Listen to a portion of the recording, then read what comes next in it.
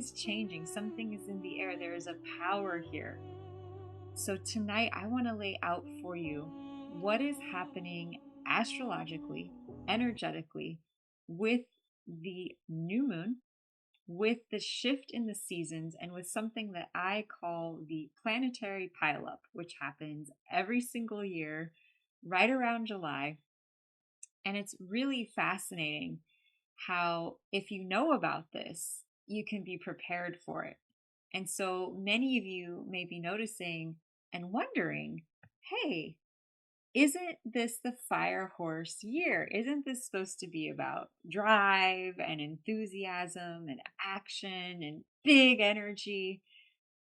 When I think of the year of the fire horse, I think of a fire engine red sports car and literally pushing your foot down, pedal to the metal, charging forwards. And so that's what many of us have come into the year of 2026 with, that level of energy, that level of enthusiasm. And yes, the energy is moving forwards in a big way. My partner and I did a really powerful energy clearing astrological update call last night. Oh my gosh, it was so potent, so powerful, that I wanted to jump on here and share with you the information that I shared with everyone in our membership, because it's so helpful to understand the context of the cycles and the seasons that we are in right now. So let me lay it out for you. So 2026 overall theme, year of the fire horse. Well, that tells us it's going to be a year of drive, a year of charging ahead, a year of maybe going past our usual routine, expansion, growth. We heard last night on the call that a lot of people are moving house, moving residence, maybe going on a big trip, going on a big travel. Fire horse year has a lot to do with travel, expansion, and growth. And so this year, the fire horse has an arc, and many people don't talk about this, that it's not just going to be one energy for the whole year. And actually, as I got into the fire horse year, I developed a new passion, which is appropriate because fire horse is all about passion and enthusiasm and courage and energy. And this passion is to study Chinese astrology, something called the Bazi. And I've been studying it since the fire horse year began because I wanted to learn more about what is the fire horse all about. And so I learned that not only is there a year in Chinese astrology, but every single month is a different sign. And so through looking at that, I was able to see that June was not only the year of the fire horse, but the month. And so June 21st, which synchronistically lines up to the solstice, the high point of the fire horse year has happened. It was on the solstice, June 21st. And why do I say that?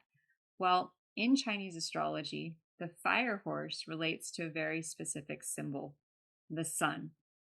Fire horse is yang fire. Yang fire in Chinese astrology represents the sun. It's solar energy. It's the big fire. And what's the biggest fire? The sun. And so the arc of the year was building to a culmination point, which happened on June 21st at the time of the solstice. Here in the Northern Hemisphere, that's the time of highest light in the Northern Hemisphere. So we have come June 21st to the peak of the fire horse year. A little bit like climbing up a mountain, right? You get to the top, that's like solstice, June 21st. For those of you in the Southern Hemisphere, you're still building up to the peak, right? You're leaving winter behind. Your winter was June 21st, and you're building towards the peak December 21st, which is the peak energy summer solstice fire horse time for you. So get excited for what's coming. For those of us in the Northern Hemisphere, what does this mean for us? If we've hit the peak of the fire horse year, some of you are like, where'd the energy go? What's happening? So interesting. This new moon today, July 14th, represents the first new moon, the first new beginning after the peak of the fire horse year. And so what does that mean? we are shifting energy from doing an uphill climb. We reached the peak June 21st up here in the Northern Hemisphere to now reaching the peak. We're still kind of at the top here in July. And come August 1st, according to Chinese astrology, that is the beginning of autumn. Autumn is very different from summer, right? So we've been in the peak of the summer energy here in the Northern Hemisphere. Heat. Yeah, speaking of heat, that brings me to something else I want to share with you. You know, there's something that happens in July every year. Anyone ever heard of the dog days of summer? Anyone ever wondered why do they call it the dog days of summer in July? Well, that is because every year around July 10th, the sun aligns with the star Sirius. So let me take you up to meet Sirius. It's pretty amazing, the energy, the power of Sirius to tap into light. Now, Sirius is actually known as the dog star. And Sirius is many times actually brighter than the sun, more luminous, more filled with light. And so, one of the things that's happening right now is not only have we hit the peak of the fire horse and now we're coming to our descent down into the autumn months. Summer was the peak of the fire horse year because horse in Chinese astrology is associated with the summer months, the symbol the sun. And so I want to show you how this new moon today, the sun and moon were together in Gemini, the sun right here. And one of the other things I noticed when I looked at the sun today, and one of the things you might be going through, were these big black spots, which can cause solar flare, sunspots, causing solar flare activity. So I did a little bit of research and I found out that July 4th was the biggest, like X-class solar flare activity of the entire year so far. So that was like huge solar energy that can cause tiredness, it can cause lethargy, it can cause huge amounts of light and illumination, which stirs up things that haven't been addressed yet in our emotional body and our physical body. And so today was the new moon. Sun and moon were in Gemini. The moon moves really fast. So the sun is still in Gemini right now, almost 24 hours after the new moon, which would be the first day of it.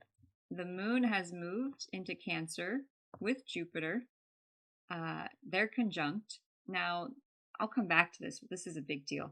I'll explain why in a moment. What I want to share with you is the alignment of the sun and Mercury to something called Sirius. Sirius is the dog star, located right here in Canis Major. That's why they call it the dog star.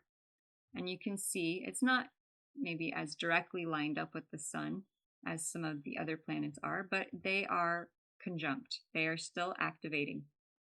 And Sirius is many times bigger and brighter than the sun. You can see how luminous it is. It's actually two stars, Sirius A and B.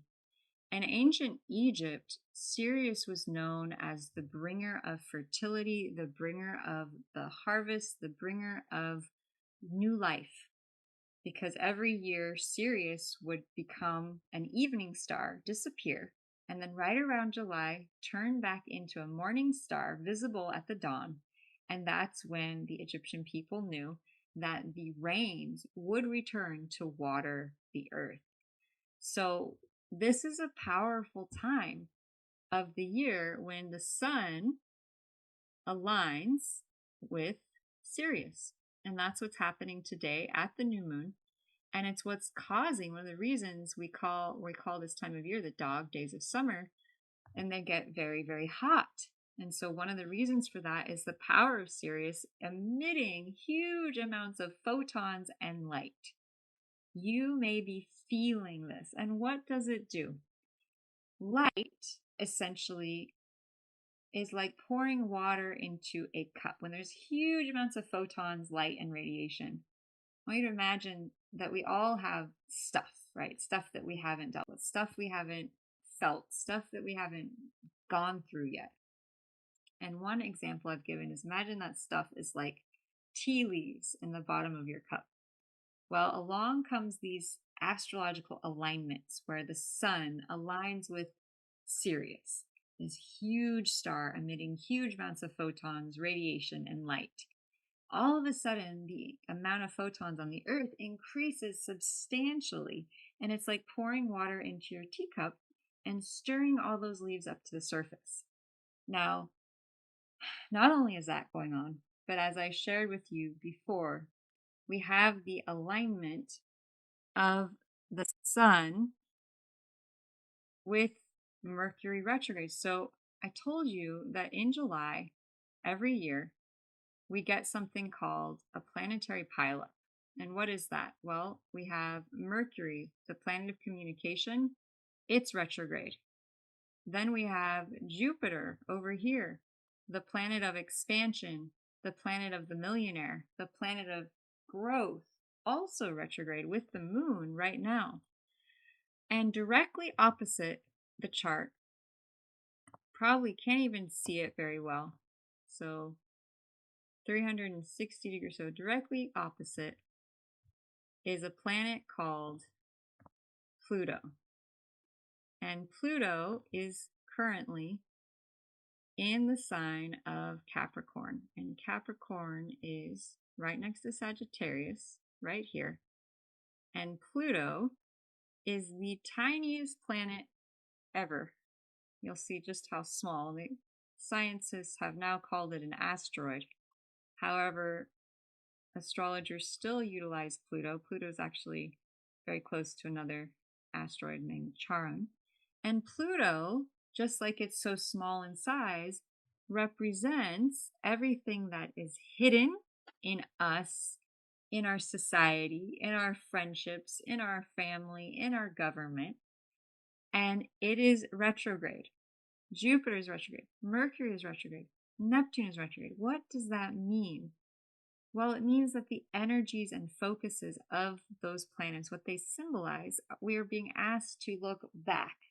Retro means of or relating to the past. And so retrograde planets ask us to look back, to look at things we have yet to complete, to finish old projects, to get organized, to get structured, to tie up loose ends, to finish old projects. And so every July to about November, January, February, a bunch of planets every year go retrograde. I call this the planetary pileup. And so while this is a new moon, and while the sun is being aspected by Sirius, emitting huge amounts of photons and light, we currently have Mercury retrograde, the planet of communication, the planet of sharing information, just like I'm doing right here, right now. The planet Neptune, which is all about imagination, spirituality. We have the planet Pluto, which is all about the revelation of secrets and bringing things to light. And so this new moon is a pivotal shift from the beginning of the fire horse year, the peak of the fire horse year, the momentum to charge forwards, coming up to August, which is the shift from summer into autumn. In Chinese astrology, elementally, it's the shift from wood and fire energy, the summer, into metal, which is the energy of organization, structure, building things that are solid and consistent and stand the test of time. And it's like the children are getting ready to go back to school. It's the last month before the gears of the earth, the planetary focus, shift. And it reminds me of this example of when we're traveling. Anyone try to ever schedule something else on a day that you're traveling? And you notice how it's just so much more challenging to do anything other than pack your suitcase and go on your trip? Well, because we're at this point of shift, because we are preparing to shift gears into another direction, to get more organized, to get ready for the next layer of the journey, There's a lot of energy going within as all these planets go retrograde. There's a lot of energy asking us to tune within. And I'm actually very grateful for the yearly planetary pileup that happens, which is a ton of planets go retrograde every year around July through November. Because in our society, we're a go, go, go culture, right? There's so much focus on achievement and success, on manifesting into the physical plane, which actually this new moon time is a really good time for that, even with all the planets retrograde, because the new moon is actually part of a manifestation cycle. And the new moon is the single most important moment to make your decision, to set your intention of what direction you wish to go. And the moon and the cycles and the seasons are actually very much tied into the manifestation cycle. And so, how it works is the new moon is the seed setting time of the month. And then, as the moon gets bigger, is representative of us watering the seed, sending love to the seed, energizing the seed, feeding the focus, the intention, helping it to grow. And then the full moon, the biggest energy of the moon, represents the full peak blossoming growth of your goals, dreams, and desires into fruition, into physical manifestation, into the experience of having it in the physical plane. And so if you're feeling frustrated because you want to manifest something right now, I would invite you to let go of the outcome and ask yourself, okay, if I could be patient and let go of timing, what would I create right now? And from an astrological perspective, based on the signs of this sun and moon coming together, they're coming together in the sign of Gemini, which is a sign of communication, networking, marketing, sharing information. It's conjunct, they are both conjunct Mercury retrograde. And so that can mean the need to deal with past communications, to confront past images, self images of ourselves, ways that we think about ourselves, in order to step forwards a month from now, 6 months from now, towards what we want. Now, I had an experience of over the last several months writing down intentions on the new moon, because this is one of the most powerful times to do that. Now, at the time, I didn't know if they would manifest. I was hopeful that they would, but I wrote them anyways. Now, 6 months, a year later, I'm actually finally beginning to see some physical results from those intention settings. So, if you've had doubt or fear, let it all go. Set your intention right now. Tune into it, tap into it, and allow yourself to be guided towards what feels right, what feels the most exciting, what feels the most possible. My partner often teaches that it's important to start with something believable, something that you kind of feel like it's possible, right? Don't go too big too fast. But now is a really good time, like a gardener, like a farmer, to set some seeds and also to let go of the outcome, because timing is in God's hands, as much as we'd like to own rights to that.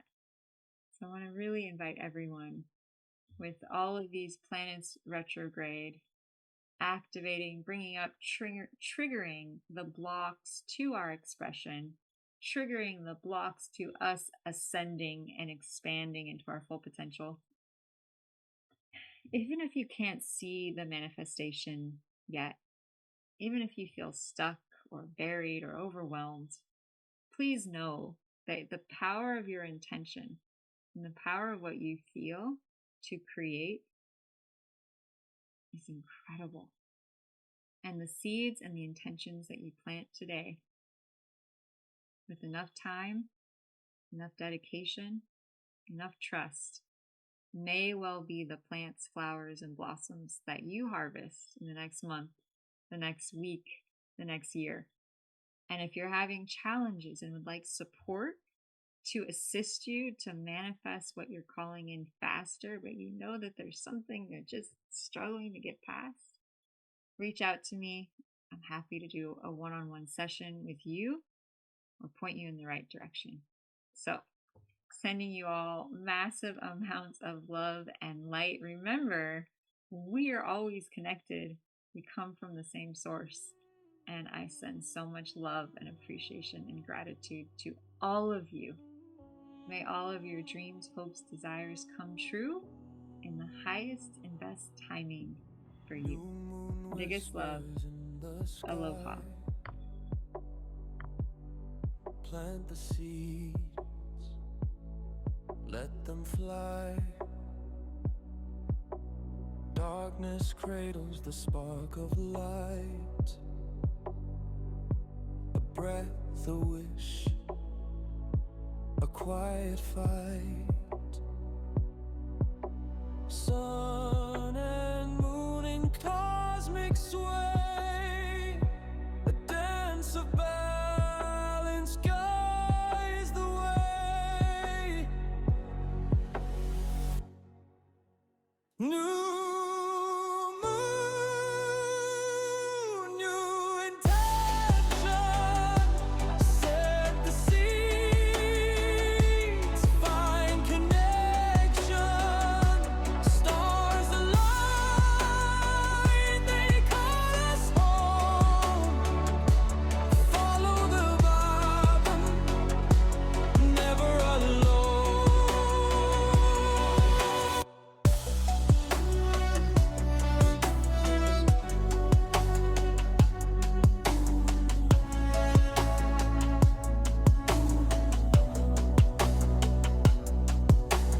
Libra scales, they tip, they sway.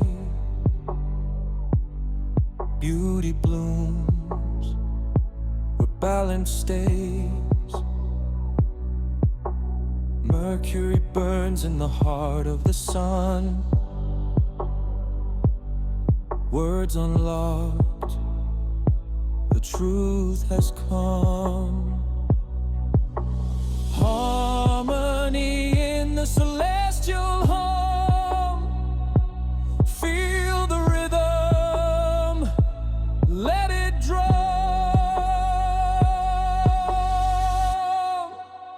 New